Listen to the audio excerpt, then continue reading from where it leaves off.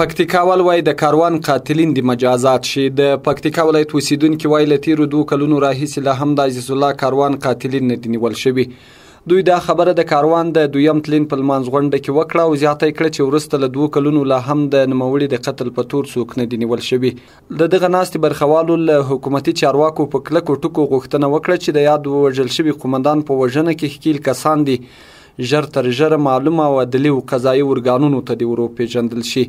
پکتیکاوالو په ځانګړي ډول جمهور رئیس محمد اشرف غني او د مرکزي حکومت له نورو لوړپوړو چارواکو هیله وکړه چې د کاروان په ګډون د پکتیکا ولایت هغه قوي او سرښندونکي اشخاص باید له پامه ونه غورځول شي او پوښتنه دې وشي. د دولتي مامورین چې راغلي دي دلته تشریف لري دوی د دولت نمایندګان دي. یوه غوښتنه لري او دا غوښتنه په کلکه کوو چې د شهید عزیز الله کاروان قاتلین دي معلوم امنیتي عدلي ارګانو ته دې وسپارل شي او د قانون دې په تطبیق شي. اخیر دغه ده چې وسارې ور او د افسوس خبره دغه ده متاسفانه موږ په خپل رئیس جمهور باندې غږ کوو، موږ په خپلو لوړپوړو چارواکو باندې غږ کوو چې د موږ داسې اتلان باید له شا ونه ویستل شي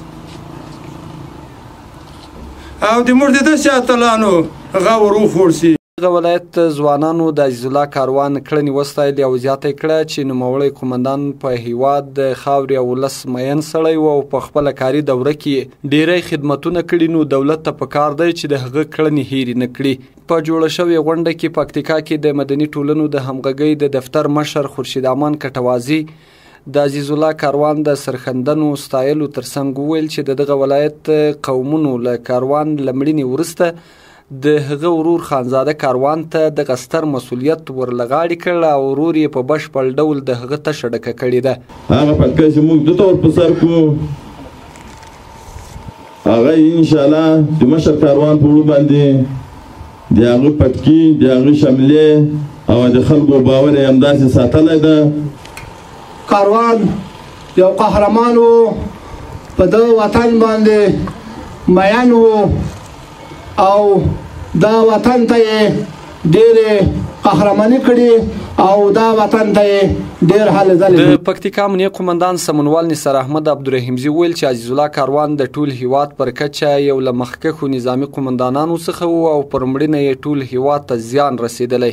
خو په وینا یې چې د هغه له مړینې سره په دغه هیواد کې په زرهاو نور کاروان ته ورته کسان را پیدا شوي او په کلکه به له هیواده ولسه دفاع وکړي. د کاروان دپاره فقط افغانستان مهم و څه ډېر غټ خلک ورته عاجز وه. زه له همدغه میکرافون نه چې کاروان په زرهاو نور کاروانان دلته روزلي دي.